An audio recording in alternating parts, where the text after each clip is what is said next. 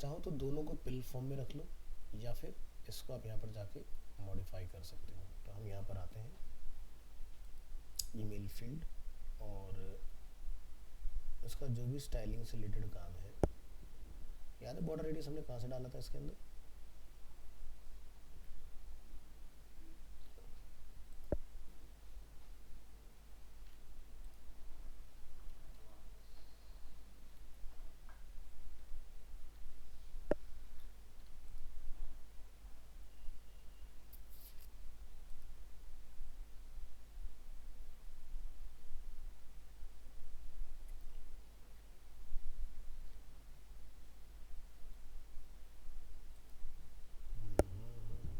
Custom coding नहीं की थी ना हमने?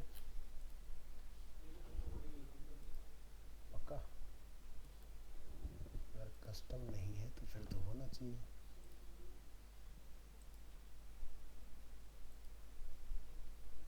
कॉलम विड्थ इतना है, ठीक है। ईमेल स्टेप सेटिंग्स, ठीक है। स्टाइल, फॉर्म, लेवल,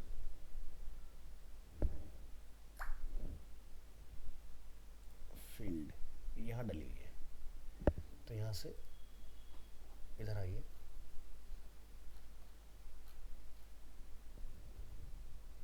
और फील्ड का जो ये रेडियस है उसको हम लोग यहाँ पर 0 कर लेंगे।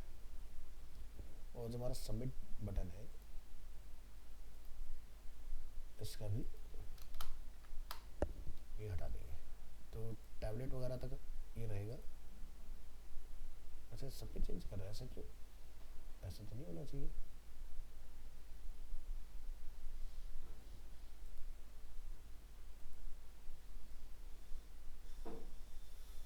अच्छा, टैबलेट पर सिर्फ हम लोग इसका अलाइनमेंट वगैरह हैंडल कर सकते हैं, बाकी चीज़ें नहीं कर सकते हैं इसकी। चलो जी, तो ऐसे टाइम के लिए कस्टम कोडिंग आपकी काम आ आती है। कितना था बॉर्डर रेडियस स्टॉप से?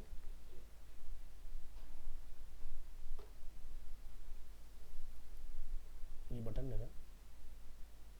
हाँ,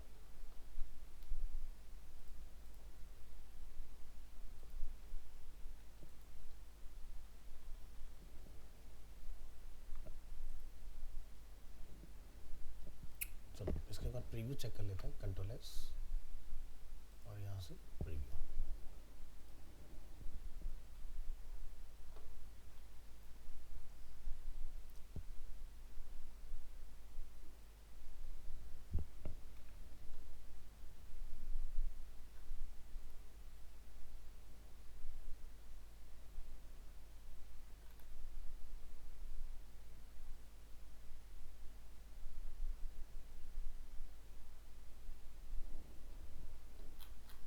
नीचे आइए, राइट क्लिक है, क्लिक ऑन इंस्पेक्ट,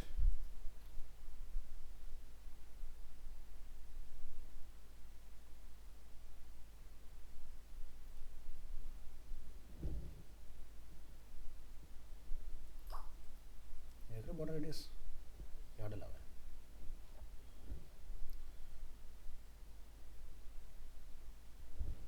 ठीक है, और दूसरा हमारे पास क्या है? बटन। बटन यहाँ रखा हुआ है।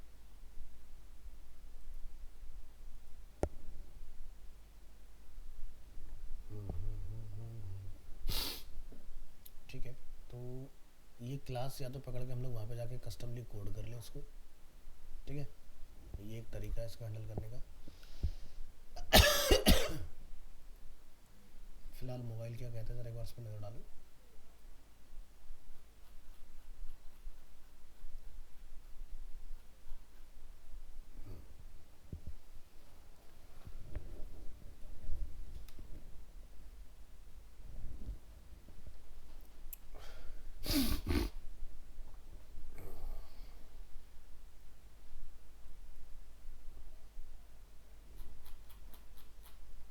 चलिए लगाते हैं अप्रोच इसकी, और यहाँ से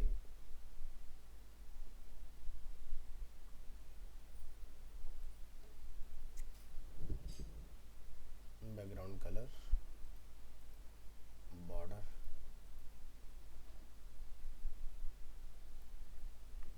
ये पूरा पार्ट करते हैं कॉपी, और एडवांस में हर जगह ऑप्शन दिया हुआ है टैबलेट का, बट स्टाइल में क्यों नहीं दिया यार, ये बड़ी कमाल की बात है। फील्ड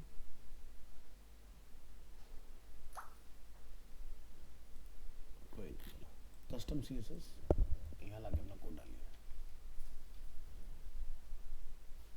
ठीक है। ब्राउज़र में आपको ये चेक करना है कि जब हम लोग मोबाइल मोड में आ रहे हैं तो यहाँ पर कौन सा मीडिया क्वेरी चल रहा है।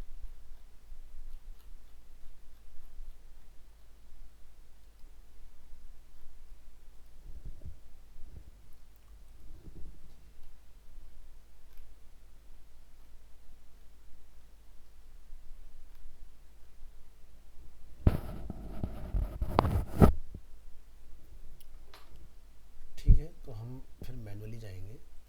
ये कौन सा एक्टिव है अभी, आईफोन 12 Pro 390, ठीक है। सो यहाँ पर जाकर आप लिखेंगे मीडिया, क्या लिखते हैं भाई, @मीडिया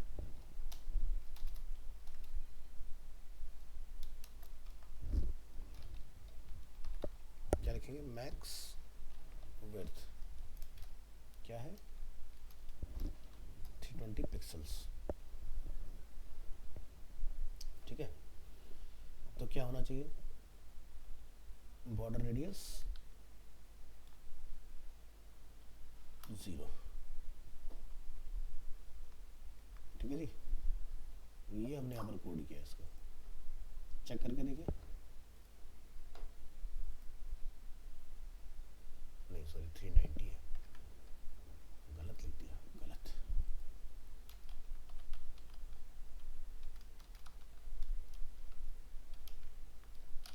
ये हम 600 पिक्सल तक ले लेते हैं, क्या दिक्कत है ना। ऐसे क्या बोलेंगे, पब्लिश, और चेक करके देखते हैं कि हम इसको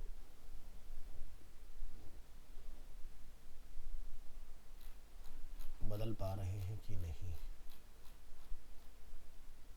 बदला है ना, और बड़े डिस्प्ले पर हो गया चेंज।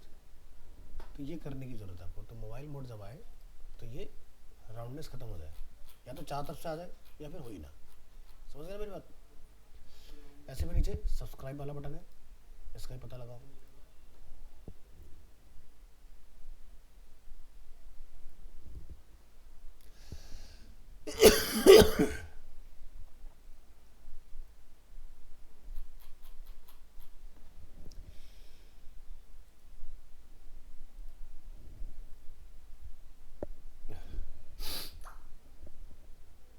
ये देख रहे हो,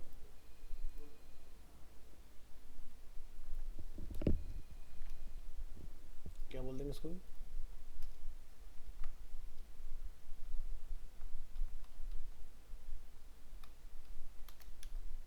जीरो एंड पब्लिश।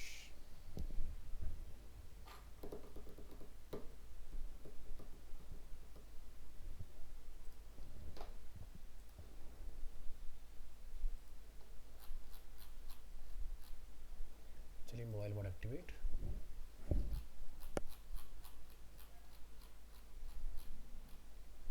ठीक है। बाकी रही बात बीच में गैप की, तो हम लोग मार्जिन वगैरह में डिफाइन कर लेंगे, तो अपना ये काम हो जाएगा। अब ये मोबाइल के सबसे सही है। अब मोबाइल में अगर आप दोनों को एक साथ लेकर आओगे तो जगह कम बचेगी, क्योंकि ईमेल जब भी यूज़र का लें आप तो ईमेल पूरा दिखना चाहिए ऐसा ना हो कि लेफ्ट राइट में हाइड हो रहा है, वो नहीं होना चाहिए, है ना।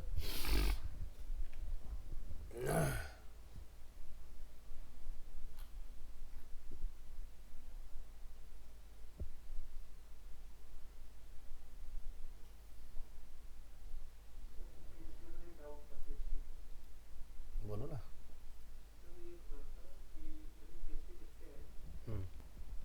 तो समझ आ गया कस्टम CSS क्यों ज़रूरी है। तो मोबाइल मोड में जाके हमें डिस्टर्ब कर रहा है, हमें डेस्कटॉप पे चाहिए, मोबाइल में नहीं चाहिए, तो हमने बहुत इजीली मोबाइल में हैंडल कर लिया इस चीज़ को। ठीक है, तो ऐसे आप पूरा एक पेज बना के देख लो उसके अंदर, और अगर कहीं दिक्कत परेशानी लगती है तो मुझे बताना। फिलहाल हम आज इसमें क्या देखते हैं, एक नया पेज बना के वापस से डेस्कटॉप मोड पे आ जाइए।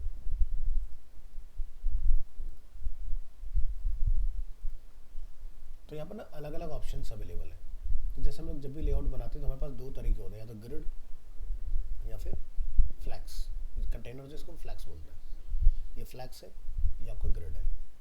तो जिसमें भी चाहे आप अपना वेबसाइट का स्ट्रक्चर पूरा का पूरा बिल्ड करा सकते हो। ठीक है, अब लेआउट को अगर हम लोग भूल जाएं तो यहाँ पर आपको इस तरह से टैब मिलेंगे। ठीक है, अलग अलग। अगर आप एलिमेंटर इंस्टॉल करते हैं तो आपका उससे बेसिक एक्टिवेट होता है, प्रो आपका एक्टिवेटेड नहीं मिलेगा आपको। ठीक है, तो बेसिक के अंदर हमें यहाँ पर अलग अलग चीज़ें मिलती हैं देखने के लिए, जैसे कि हेडिंग। तो जितनी बार भी हमने कहीं हेडिंग लिखा हमने इसका यूज़ किया। इमेज कहीं कॉल करा है तो आप इमेज का यूज़ करेंगे। टेक्स्ट कहीं लिखना है, टेक्स्ट एडिटर। कहीं वीडियो डालना चाहते हैं तो वीडियो, तो हमने वीडियो अभी तक कहीं यूज़ नहीं किया, बट मैं एक आपको ट्राई करके दिखा देता हूँ।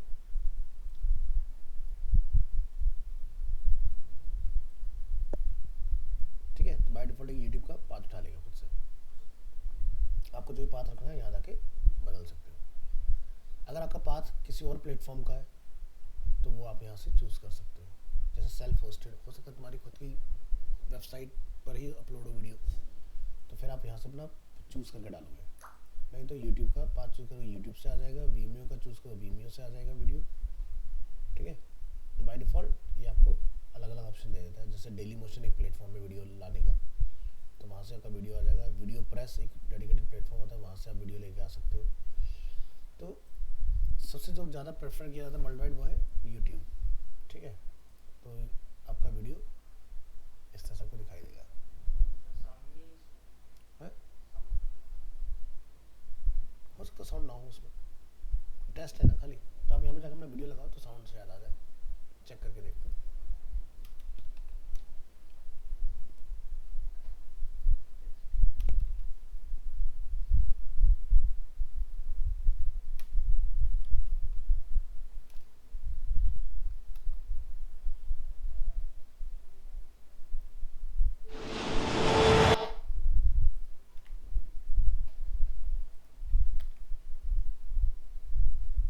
आ गया?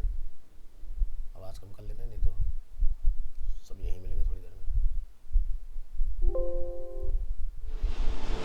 मैं आपका कैप्टन बोल रहा हूं और आप अपनी बाईं तरफ देख सकते हैं खूबसूरत वादियों का नजारा।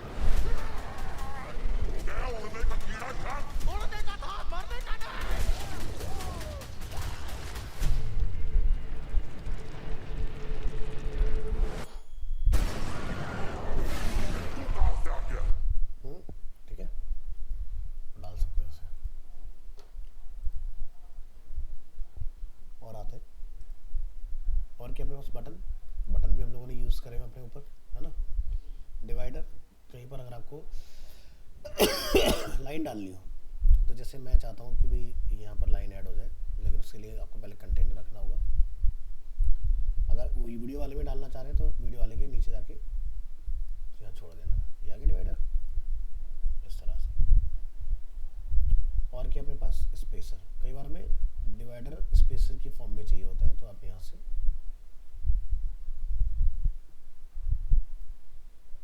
इस तरह से स्पेस बनाने के लिए दो सेक्शन के बीच में यूज़ कर सकते हैं। ये नहीं कि मार्जिन पैडिंग डाल रहे हो आप स्पेसर डाल दो वहाँ पर, तो स्पेस क्रिएट हो जाएगा। स्पेस की हाइट कितनी है आप यहाँ से कम ज़्यादा कर सकते हो। नेक्स्ट, फिर क्या गूगल मैप मैंने आपको डाल के दिखाया भी था, और अगर आप डालना चाहें दोबारा से तो यहाँ से मैप को एक्सपीरियंस कर सकते हैं, मैप आ जाएगा। ठीक है, तो ये अपना खुद का डिफ़ॉल्ट लोकेशन ले रहा है। हम यहाँ से अरीना एनिमेशन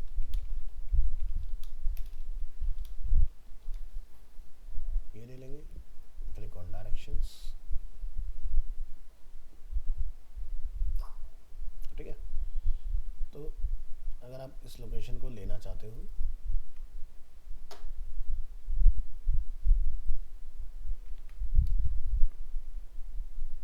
इस तरह से, ये आ गया। क्या लिखा है? शेयर, एम्बेड, कॉपी, क्लोज, यहाँ पे लाकर। तो अब इसमें दो तरीके हैं भाई, अगर आपको अपना डालना है तो सीधे अरीना एनिमेशन प्रीतिवन यहाँ लगे लिख दो, खुद ढूंढ लेगा, समझदार है ना। और अगर मैनुअली लगा रहे हो तो फिर आपको इसमें ऑप्शन मिलता है कोड डालने का, ठीक है। और इसकी हाइट कितनी रखनी है, आप यहाँ से हाइट कम या ज़्यादा कर सकते हो, कितना जूम करना है अरीना एनिमेशन के ऊपर,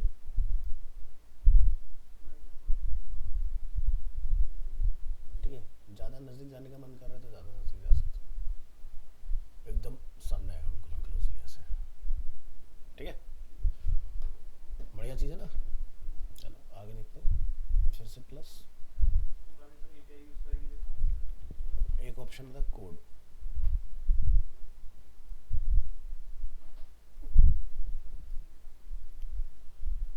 कोड अगर इस्तेमाल कर रहे हो तो फिर आपको जो मैंने भी कोड उठा के लाया था ऐसे इस तरह से डालना है। तो दोनों तरीके हैं, हम समझेंगे, ठीक है। तो दोनों मेथड,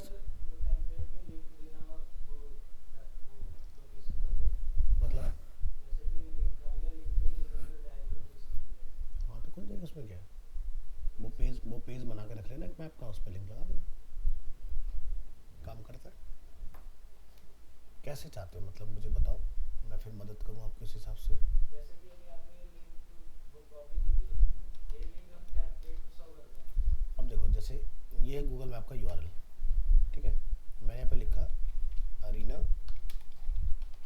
एनिमेशन, ठीक है, ये लिखा हमने, और अरीना एनिमेशन सर्च हो गया इसके अंदर। अब मुझे बताओ कि अपनी वेबसाइट पर आप सर्च करा के चलाना चाहते हो, कैसे चलाना चाहते हो। अपनी वेबसाइट पे सर लिंक देके वो करने वाले, लिंक मतलब टेम्पलेट पे लिंक है और लिंक पे यूजर क्लिक करे तो डायरेक्ट लोकेशन पे पहुंच जाए, मतलब वो गूगल मैप ओपन हो गए। बस तो हो गया तुम्हारा काम, यहाँ जाओ, यहाँ गए यहाँ से प्लस पर क्लिक करो, बटन पकड़ो,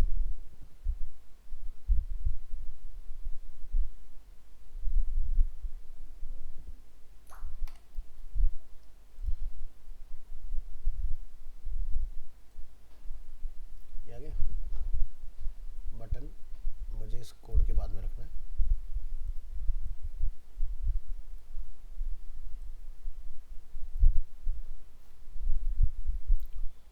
और यहाँ पर लिख देते हैं लोकेट अस, राइट। बस लिंक हमने लगा दिया, पब्लिश करेंगे,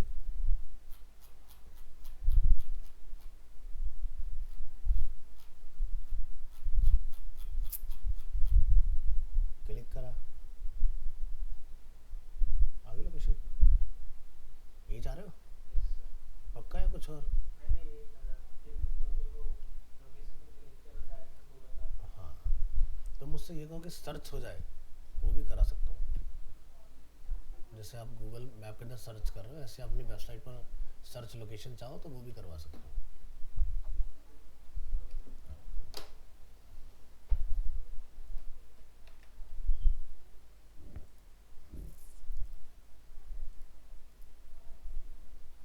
यहाँ पर देखोगे, सर्च करोगे कोड, कोड का ऑप्शन है,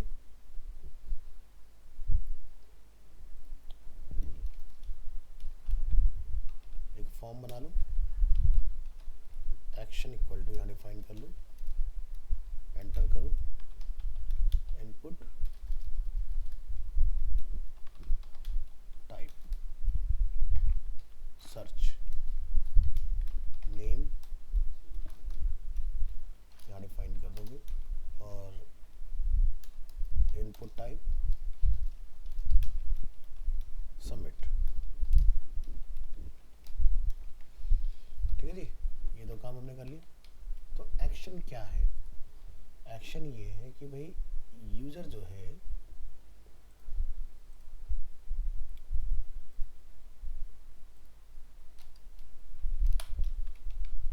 ये वेबसाइट हमारी maps.in google.com। तो इस यूआरएल पर होगा यूजर।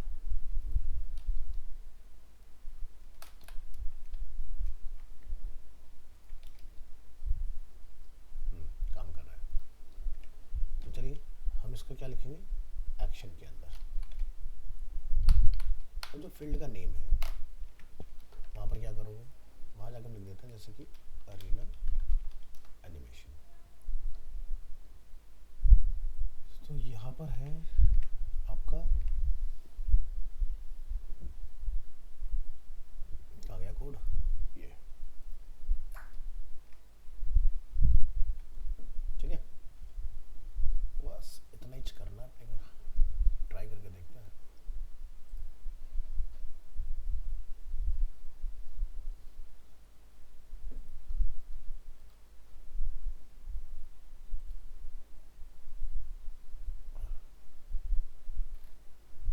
यहाँ जाके लिखो अरीना एनिमेशन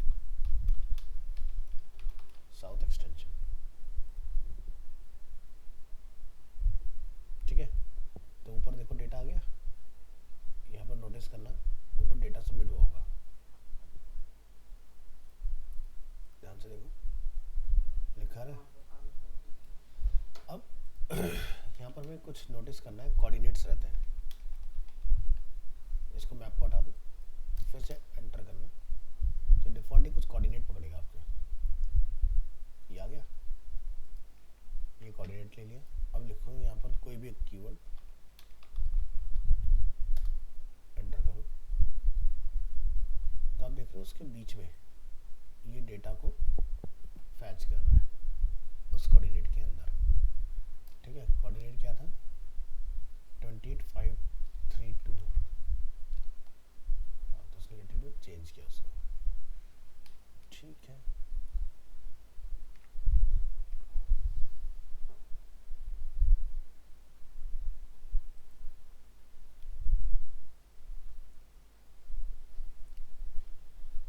ओके, तो राइट क्लिक हियर, इंस्पेक्ट पर क्लिक करेंगे। तो यहाँ पर इसमें देखो कहीं पर कुछ नेम वगैरह कुछ होना चाहिए इसका,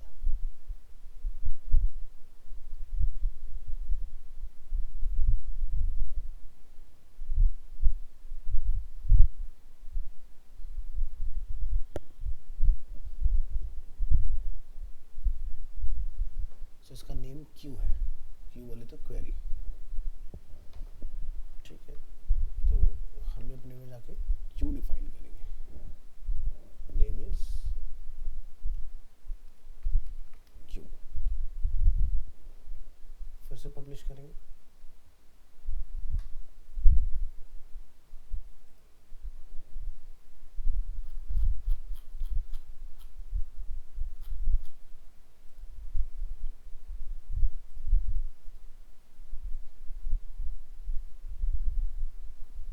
काम करा, कुछ और ढूंढते हैं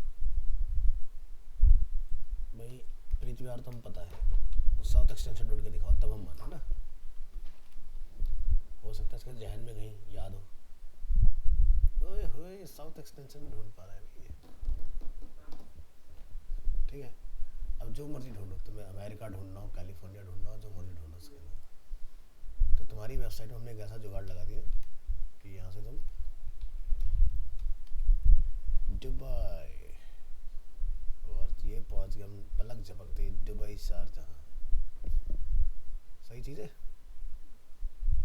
ऐसे करना है,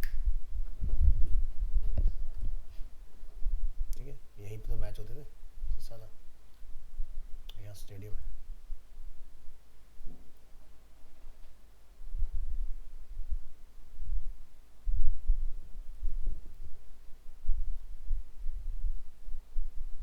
इनके अभी लूप बने हुए गोल चक्कर जैसे हमारे यहाँ बना लक्ष्मण नगर से।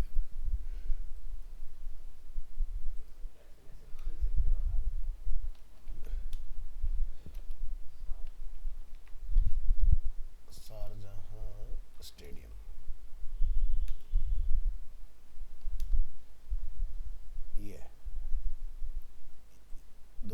स्टेडियम क्रिकेट का, शारजाह। काफ़ी बड़ा स्टेडियम है दुबई के अंदर। 42 साल पहले बनाया गया था।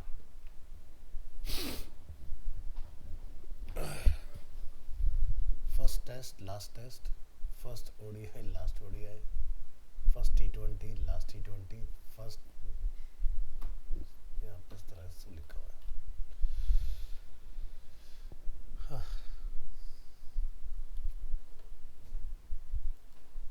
तो कहते थे पहले ऑस्ट्रेलिया का एक स्टेडियम था मैनकर क्रिकेट ग्राउंड, वो सबसे बड़ा हुआ करता था, अब इंडिया का हो गया। इंडिया तो हर चीज़ में है ही, मतलब कि कोई कुछ बना ले, मैं उससे बड़ा बनाऊंगा, ऐसे कैसे। यहाँ के लोग सामने वाले को पूरा मौका देते हैं, तुम करो, कर लो, फिर हम हमारे करने की बात करेंगे खामा खा के क्यों पैसा लगा। तब तक टेक्नोलॉजी बदल चुकी है, हमें पता भी होगा कामयाब है नहीं है, फिर इन्वेस्ट करेंगे।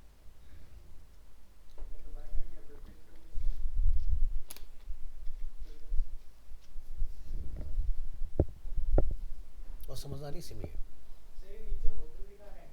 कौन सी है? हाँ, पाम जो मेरा ब्रुज अलोरम, वहाँ के हिसाब से देखा जाए तो कुछ भी खर्चा नहीं है। बाकी जो इनकम है ना दुबई के हिसाब से, तो ये कुछ भी नहीं है। भाई सीधी सी बात है, आज हम लोग कहते हैं कि भाई तुम अपने पेरेंट्स को अगर देखते हो, कभी वो अगर अपनी तुम्हें इनकम बताते हो तो कहते हो कि जी ना के बराबर इनकम होती थी पहले, है ना, लेकिन उसमें भी घर चलता था। तो देखने का सिर्फ नज़रिया है। आज आप 5 लाख रुपए कमा रहे हो तो वो उस ज़माने के बंदे के 50,000 रुपये के बराबर है। सीधी सी बात है। और जैसे अगर मुझसे पूछे कि जी मैंने अपनी बाइक में पेट्रोल कितने रुपए लीटर से भरवाना स्टार्ट करा, तो मुझे आज भी याद है 18 रुपये लीटर में पेट्रोल खरीद के लाता था। हाँ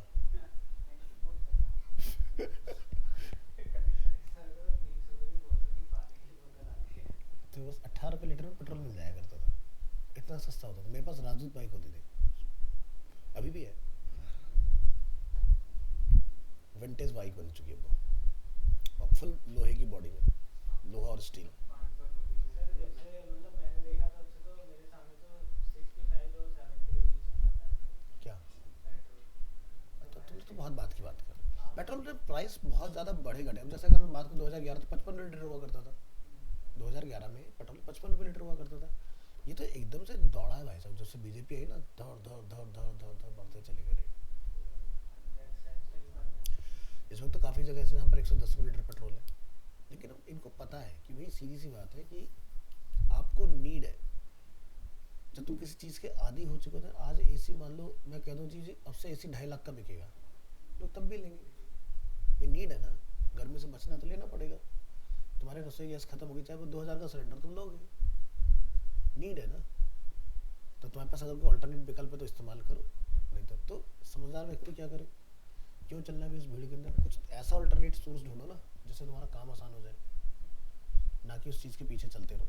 ऐसे चलोगे तो नुकसान उठाओगे। अभी जैसे क्या ना कहते पेट्रोल बड़ा महंगा है, इलेक्ट्रिक व्हीकल पे स्विच हो जाओ। अब पेट्रोल व्हीकल आ रहा है तुम्हारा 8-9 लाख का, इलेक्ट्रिक ले जाओगे आ रहा है 15-16 लाख का, तो यानी कि जस्ट डबल। तो इतने का तो शायद तुम पूरी लाइफ में पेट्रोल भी ना फूक पाओ, 8 लाख का पेट्रोल ही ना फूक पाओ। तो समझदारी किसमें, पेट्रोल वाले ही ले लो। और दूसरी चीज़, पेट्रोल भी 15 साल, ईवी भी 15 साल। ऐसा तो है नहीं कि भाई ईवी को ज़्यादा लाइफ दे दी उन्होंने, 20 साल कर दिया। इलेक्ट्रॉनिक कार भी 15 साल ही चलेगी दिल्ली में, नहीं तो सरकार को फ़ायदा कैसे होगा, टैक्स कैसे मिलेगा नया, समझ रहे हो ना। तो हमारा बेवकूफ़ बनाया जा रहा था। ईवी में तो जाने का ही नहीं बोल के, जब तक ईवी तुम्हारी 10 लाख से नीचे ना आ जाए, समझ गए ना। अगर 10 लाख रुपए से ऊपर आ रही तो वो एक मिडिल क्लास फैमिली के लिए नहीं है व्हीकल। वो मिडिल क्लास आदमी का जो सिस्टम होता है वो 10 लाख के अंदर अंदर का होता है। आज क्या है पता है, मिडिल क्लास आदमी और तुम्हारे लिए वादले और रखे, और तुम भाई साहब चला रहे हो जाके 20-15 लाख रुपए की गाड़ी, कोई फ़ायदा थोड़ी ना उस चीज़ का। भाई पे तो तुमने ही करना है, तुम्हारा पड़ोसी थोड़ी ना पे करेगा। तुम दिखाते रहो गाड़ी, क्या फ़ायदा उस चीज़ का। भाई मेरी कार सेंट्रो है, मुझे ज़रा भी तुच्छ फील नहीं होता उसके अंदर, क्यों, किसी से भी रेस करवा लो, सबसे आगे दौड़ती है भाई साहब हमेशा। और मैं जब चंडीगढ़ से लेकर दिल्ली तक आता हूँ, मैं पता नहीं कितने को मुंह बना देता हूँ उतने में।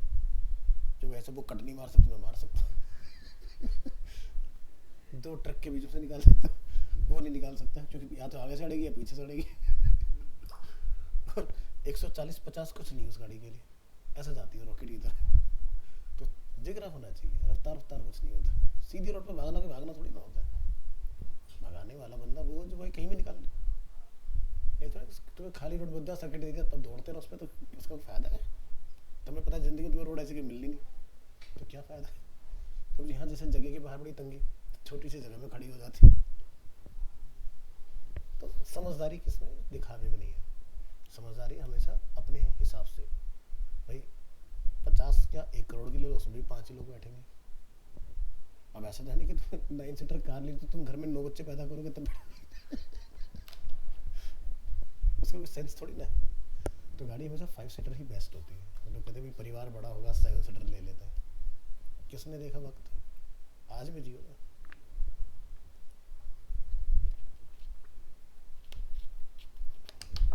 सर 5 सीटर में सिर्फ 5 ही बैठ सकते हैं, 6 नहीं बैठ सकते? बैठा सकते हो, बट परफॉर्मेंस में फ़र्क पड़ता है गाड़ी की। जैसे मान लो कि कार का जो बॉडी स्ट्रक्चर है वो 5 सीटर के लिए डिज़ाइन किया है, यानी कि मान लो कि 6 लोग बैठे हैं और आप कहीं जा रहे हो, कहीं गाड़ी गड्ढे में जाती है, तो उसकी टेस्टिंग 5 के हिसाब से 6 पे हो सकता है कुछ टूट जाए, वियर टियर हो जाए। बिना सर भी पुलिस वाले का पुलिस वाले भी काट सकते हैं, चलाना ऑथराइज्ड है वो। ये नहीं कि तुमने डब्बा बंद करा उसके अंदर चलो 20 भर लो, ऐसा नहीं होता। ऐसा नहीं होता, ठीक है।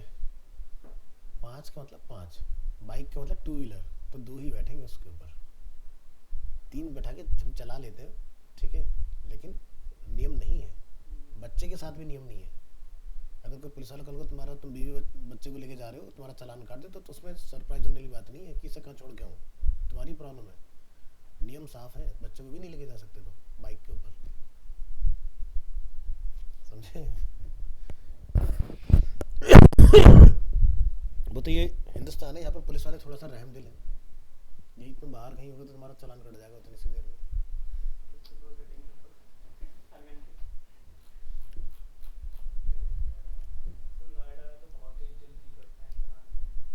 नोएडा नहीं भाई, अब हर जगह सिस्टम ऐसा हो गया जिससे ना डिजिटल वाला सिस्टम आया।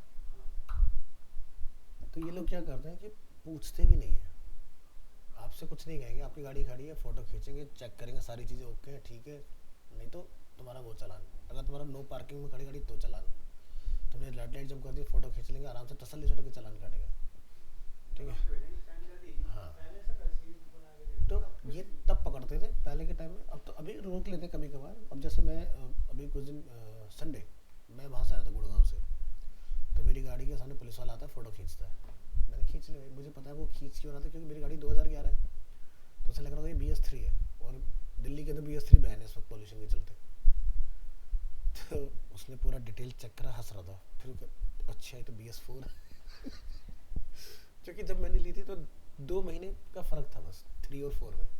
3 ख़त्म हुआ था, 4 आया था। तो जिन्होंने 2011 में ली है, जनवरी से लेके अगस्त के बीच में वो सारी गाड़ियाँ बंद हो गई दिल्ली में इस वक्त। BS3 भारत स्टेज, यानी कि किस स्टेज का व्हीकल है। तो मेरी बाइक भी BS4, मेरी कार भी BS4, ठीक है। तो जैसे अब क्या होता है, मान लो तुमने रजिस्ट्रेशन कराया भले से 2011 में, लेकिन गाड़ी बनी थी 2010 में, तो 2010 में BS3 चलता था, 4 नहीं होता था, तो तुम दिल्ली में नहीं चला सकते उसको। तो इसलिए बहुत सारे लोग बेचारे परेशान हैं जिन्होंने गाड़ियाँ ली 2011 में, डिस्काउंट के चक्कर में जाते हैं। जैसे मान लो 25 आने वाला है, तो भाई 2024 की क्लियरेंस सेल है। भाई मैं हमेशा कहता हूँ इस दुनिया में कुछ फ्री नहीं, कुछ तो भाई साहब तुम्हारे साथ चिपक जाएगी चीज़ जो ज़िंदगी भर झेलोगे, इसलिए मैं डिस्काउंट की तरफ कम ही भागता हूँ। भाई उसके पहले नुकसान जानो। तुम मान लो आज गाड़ी लेके आ जाते हो जाके, भाई दिसंबर चल रहा है, क्लियरेंस सेल है, वो तो अपना स्टॉक क्यों खाली कर रहा है, क्योंकि उसकी वैल्यू अगले साल और गिर जाएगी, वो तुम्हारा आज बेवकूफ़ बना देगा। 25-30 हज़ार रुपये घटा के अपने पैसे वो फिर भी उतना ही कमा लेगा, लेकिन नुकसान तुम्हें कहाँ मिलेगा, जब तुम्हारे व्हीकल के 10 साल पूरे हो चुके होंगे, तब तुम झेलोगे इसका नुकसान। और सोचो बंदे के 2 साल बच रहे हैं, यानी कि मतलब 25 और 26 तक गाड़ी उसकी वैलिड थी, लेकिन क्या फ़ायदा, पेट्रोल होने के बाद भी दिल्ली में नहीं चल सकती। कहते हैं पेट्रोल 15 साल होता है, लेकिन दिल्ली में नहीं चला सकते आप। मैं अब मेरे अब जब मैंने ली विक्की में भी होता है, विक्की में भी होता है, विक्की, मतलब बाइक में भी होता है। हाँ सब में होता है। सब में है, BS3 BS4 सब में होता है। जब ना RC चेक करूँगा उस पर देखना लिखा होगा BS4, कब की है तेरी? तो यार तो वही S4 है तेरी, BS16 है तो मेरे ख्याल से हो सकता है तेरी 6 भी हो सकती है। वैसे मेरे ख्याल से लेट आया था, 5 आया नहीं था। BS6 introduced in India in which year? ना तेरी वो है 4 है तेरी, हाँ, ठीक है। तो ये 4 है और BS4 इंट्रोड्यूस हुआ था 2010 और यहाँ पर 17। लेकिन अब देख रहे हो कंपनी ने उन्हें पुराना लॉट बेच दिया। या सोचो कि जिस बंदे ने 11 में खरीदी है, ठीक है, 2010 की बनी थी, 11 में बेची, RC भी तो 11 में चढ़ी, लेकिन नुकसान हो गया ना। तो कभी भी जैसे टायर लेने जाओ भाई, कब कौन से महीने का है ये मत बता, कितने का है, कौन से महीने का ये बता, क्योंकि वारंटी वहाँ से चलती है। ये नहीं जिस दिन से बिलिंग उस दिन से चलेगी। 2 वारंटी होती है अलग अलग, ठीक है। अब जैसे मैं दिखाता हूँ तुम्हें सीएट का, भाई तुम्हारे साथ कब गेम खेल जाती है कब नहीं पता नहीं चलता। और जैसे मैं तुम्हें एक वारंटी कार्ड दिखाता हूँ एग्जांपल के तौर पर, ये देखो,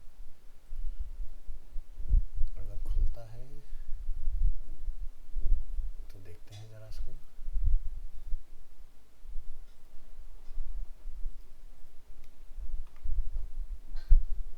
डेस्कटॉप, ये देख रहे हो, manufacturer warranty and non manufacturer warranty, एक भी चीज़ पर 2 वारंटी है। तो तुम्हें गेम क्लियर होना बहुत ज़रूरी है कि गेम है क्या। अब जैसे यहाँ पर मैन्युफैक्चरिंग वारंटी जो है वो है 2030, यानी कि या तो आपका इतना लंबा टाइम, अब इसमें भी कंडीशन है कि किलोमीटर, ठीक है। और कल को तुम जाके ये एक कंप्लेंट करने लग जाओ भी मेरा टायर जो ख़राब हो गया, पंचर हो गया, उसका कुछ नहीं है, पंचर हो सकता है, नेचुरल फेनोमेना है, टायर कट गया, 2 वारंटी है, ठीक है। तो ये 2030 तक है। अब तुम यहाँ पर क्या है, नॉन मैन्युफैक्चरर, क्योंकि तुमने पंचर कर लिया, कुछ और कर लिया, तो वो मैं कवर नहीं करूँगा, ठीक है, उस चीज़ को। तो वियर और टीयर, टायर कट जाए फट जाए उसका होता है, छेद हो गया उसकी कोई वो नहीं है, वो कैसे भी हो सकता है, तुमने कर दिया बदलने के चक्कर में जी, ठीक है। तो 1 लाख किलोमीटर और या फिर ये टाइम, दोनों में से एक चीज़। तो कौन से महीने का है, कौन से महीने की बिलिंग है यहाँ पर, है ना। तो यानी कि महीने भर का फ़र्क, महीने से भी कम का फ़र्क। तो हमेशा ना चीज़ें लेते हो तो इस चीज़ का ध्यान रखो। लोग तुम्हें पता नहीं चलने देते, तुम ध्यान भी नहीं देते इन चीज़ों के ऊपर। तो उसके बाद बहुत सारे रखे हुए थे, ये अभी क्या हुआ, इसी इसमें 27-28 तारीख को नवंबर में टायर्स जो है 8% एक्सपेंसिव हो गए, सीधे 8% रेट बढ़ गए टायरों पे।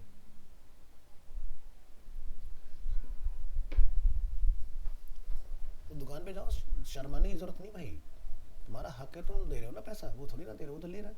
तुम बिंदास सवाल जवाब करो, इरिटेट हो रहा है बाहर में जा, मैं दूसरी जगह से ले लूँगा, कोई दिक्कत नहीं है, पूछो, तुम्हारा हक बनता है।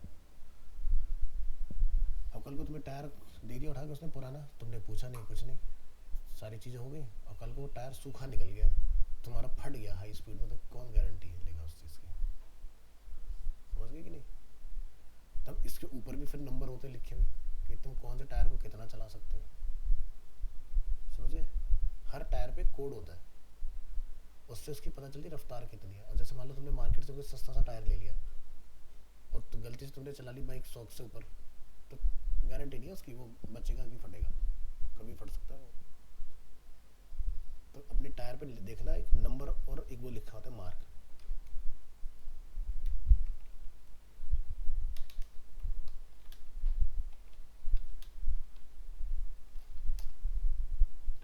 तो टायर पे देखना इस तरह के ना नंबर होंगे लिखे हुए, कुछ कोड मिलेंगे तुम्हें।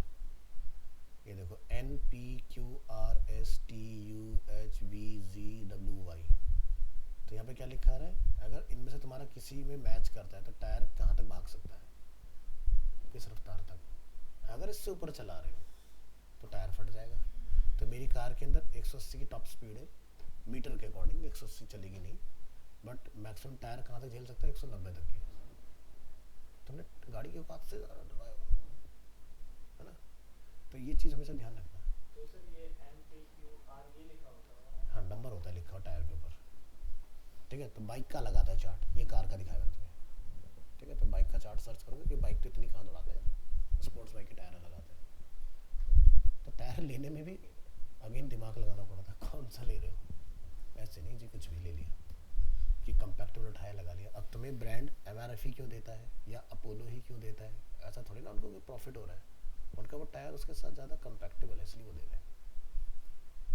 तो आपको ध्यान रखना होता है, बदलना नहीं चाहिए किसी के कहने पर, नहीं जी ये नहीं तुम ये लगा लो। दुकानदार तो सामान बेचने के लिए कुछ भी कहेगा तुमसे, कल को तुम्हारे साथ हादसा हो गया, तुम दुकान वाले पे थोड़ी ना जाओगे, तुम्हें पता ही नहीं होगा कि गलती किसकी है, जो कि हो सकता है उसी की हो। इसलिए कहते हैं जागो ग्राहक जागो कुछ लेने से पहले जागो, क्या ले लिया हमने। चलो, सो बेसिक वाले फीचर सारे क्लियर हो गए। एक इसमें आइकन था, आइकन में हम लोगों ने यूज़ किया था। अब हम लोग प्रो वाले ख़त्म करेंगे नेक्स्ट क्लास में, ताकि सारे लोग आ जाएंगे। तो ये बड़े अमेजिंग फीचर्स हैं सारे के सारे, आपका काम काफ़ी आसान करेंगे, ठीक है।